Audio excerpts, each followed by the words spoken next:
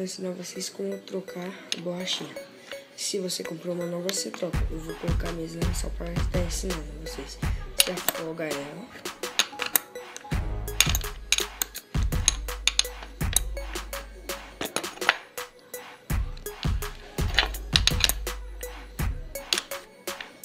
Até ela soltar.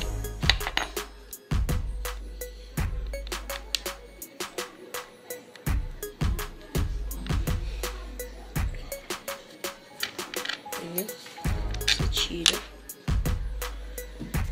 Se ficou muito preso, você fica fazendo assim.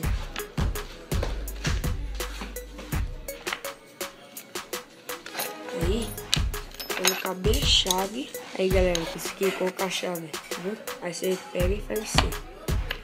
Aí ela sai de boa, viu? Você tira aqui e coloca o novo. Você coloca tudo de volta. Pronto, galera. Agora eu coloquei. Aí você vai apertando pra ver tanto que você gosta. Se é apertado, folgado. Viu? Você vai apertando. Então é isso, galera. Se inscreva no canal. Valeu, falou. E deixa seu joinha.